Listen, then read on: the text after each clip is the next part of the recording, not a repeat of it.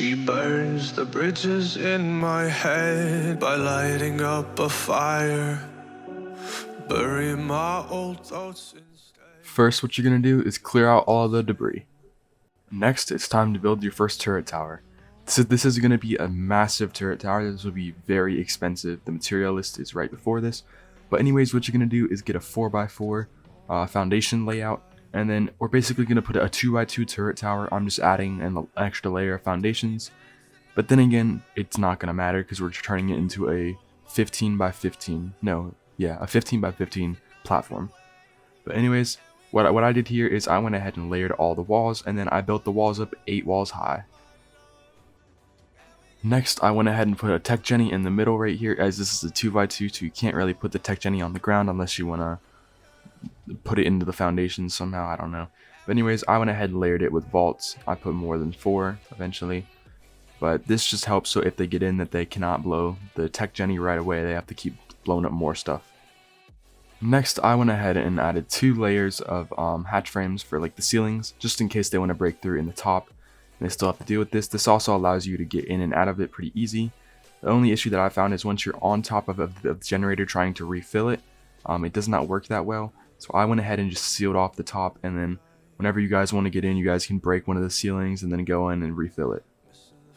Next, I went ahead and built 6 pillars up, and then went ahead and put 2 layers of ceilings like this, as it looks nice and it actually works out pretty well to allow turrets to go all the way through the tower and shoot all the way around. Next, I went ahead and did this layout for the hatch frames. It's a pretty simple layout, and it actually looks very nice on this tower that I found. So I just did this for every single bit of ceilings. Next, I went ahead and vault dropped the turret tower, just so that people cannot cannon in, even though they still can. A lot of servers have turned the cannoning off, so that's why my newer designs don't have as much vault drop on it. But I still went ahead and put some vault drop for you guys who still want it and want to know how to do it. But anyways, if you guys are new to the channel, don't forget to hit that subscribe button and leave a like, and also give us some feedback on what you guys think about the video. Next, I went ahead and put pillars right here in the corners just to make it even more annoying to have to break in, so then they can't blow up one vault and then they're right in. Plus, it makes it look a little bit nicer. But in those same corners, I went ahead and put pillars and then put some tech turrets on it. And then I did a pretty simple layout for the top. It was a tech turret for every single hatch frame, and then there was 2 heavies in between all of it, except for on the very top, it was 1 heavy and then 1 tech turret all the way around. Next, I went ahead and started to build the actual Titan-proof part of it, which this is optional to do, but I highly recommend it for this base, as this is what is keeping your base from being raided. And plus, every other base that I've seen on official and unofficial uses these because they're very, very effective, and it keeps them from taking down the tower quickly. But anyways, this next part is a little bit confusing. You have to build 6 foundations out, is what I found. It works the best. But the biggest issue with trying to get the ceilings to hover above the tower without like any foundation support, they have to have the pillars like lowered down into the foundation. It's a little hard to explain, but once you figure it out, it'll just come naturally, or you can fill everything in and it should automatically have foundation support. So what I did over here is on each side I put pillars, and then I did 4 pillars up and then skipped 4 foundations, I believe. No, it was 5 pillars up, sorry. So you 5 pillars up and then do the same layout that I have, duplicate that 3 times. So it is a total of 3 layers of that going up. And then I went ahead and put double doors all over it just to make it so people can't easily run in with like dinos to soak it. And then on the top, I layered it over top of the turret tower. Next, I went ahead and put some bear traps on the top. And then after you're done, it should look something pretty close to this. It should be catwalks, all that kind of stuff. I did not put the turrets on it in this, but you should see it in the beginning, in the intro part of it, so you can pause the video there and do the same layout. Next, for the outside, I went ahead and put dino gates and then just put spikes in it. This is a very good choice for spam, and it also keeps people from sniping you while you're up here because it blocks out a lot of the view.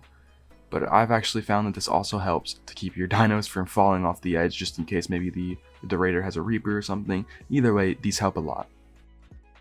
Now that you're done with that tower, come inside, and then here is the layout for the turret wall placement. It does not have to be exactly like this. This is a very wide version. But this is just in case you want to layer it like 30 times, which is basically what I did in this video. But here is the layout for the rest of the cave. It is very, very expensive and time consuming to build all of this. I do not have a material list because I don't have the time to count all of this. It's just so many. All you need to know, just go in your smithy or your replicator and just keep crafting pillars and ceilings until you run out of like materials. That's the only thing that I can think of.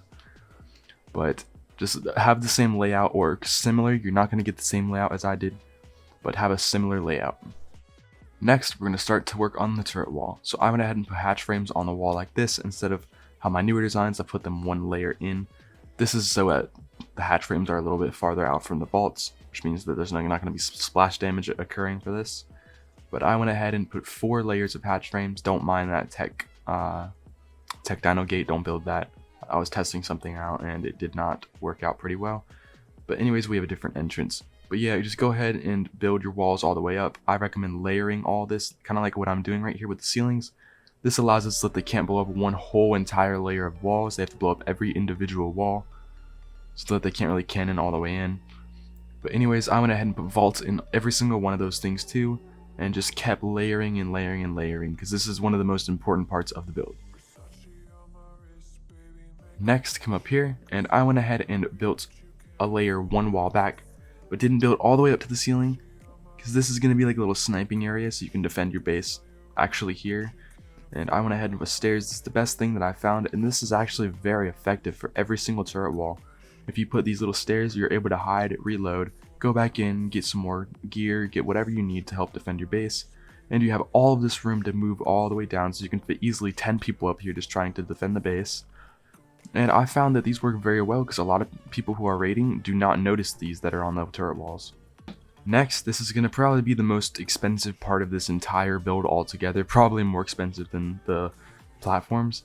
It's the vault dropping walls.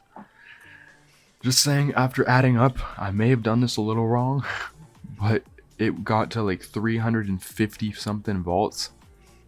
Yes, that's a lot. That's not including this part, that's including all the layering too. So yeah, it's a lot of vaults, but if you can afford it, go for it. If you can't, just do it over time. Next, go ahead and lay out your turrets all like this. In the middle is heavies, and then on the bottom is tech heavies, and tech heavies on the top. After you're done, here's what it looks like. I recommend putting a ton of bear traps as it stops them from getting in. I went ahead and put some more turrets on the ground as I had more turret limit, which this actually works with the 100 turret limit. It's crazy how all this works. Here's the interior of the turret wall, and then here's what it looks like with all the stairs. Next, it's time for the crafting station. I went ahead and got 4 industrial grinders and placed them right here. You can put however many that you want depending on how big you want your crafting station. But to build it, like all my other designs, if you watch me, you just put the pillars and then the ceilings, and I put it 1 layer out. And then I went ahead and put 10 indie forges next to it. Yes, you may think that's a lot of indie forges, and yes, it is. But if you have this big of a base, you're going to need to do a lot of farming. Next, it should look like this. 5 refrigerators, 12 chem benches, I believe 9 fabricators, and 4 smithies, and then it should have a layout pretty similar to that. And next, get your Dedi storages and lay them out like this. Should be pretty close to be in front of your crafting station, and then it's going to be pretty close to the replicators too, so you can access all of it. Next, I went ahead and put 6 vaults in the corner, along with some hatch frames for some turrets, 4 replicators, a tech transmitter, and then a tech teleporter, and that'll complete the crafting station. Next, come inside right underneath the crafting station. If you can manage to build what I kind of built, it's kind of hard to tell the same layouts. This is mainly going to be our main base part of the full cave, so I went ahead and put a good amount of vaults in here and all that. I managed to fit, I think, 25 vaults in here, so that was pretty good. And then I fit 10 personal rooms. Yes, that may sound like a lot. They were 2x2 personal rooms.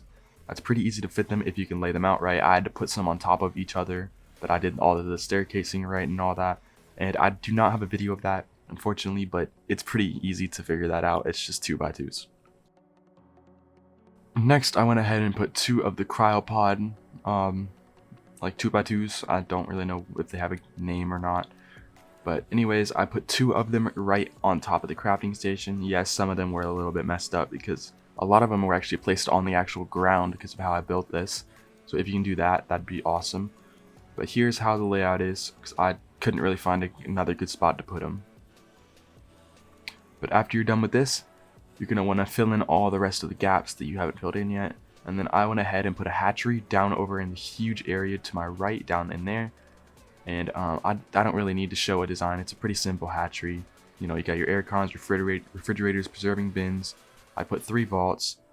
And then I went ahead and all over the base, I put these layouts of like 6 tech troughs and some refrigerators and stuff on it. I put like 4 of those, so you can go ahead and do that. And then that's the entire base. So anyways, I hope you guys enjoyed this video. Don't forget to leave a like if you're new, and don't forget to hit that subscribe button. Help us get to 16K before the end of this year, hopefully. I don't know. I mean, we've been doing pretty well so far, but I want to try to get another 1,000 before 2021. But anyways, I hope you guys enjoyed it, and peace out.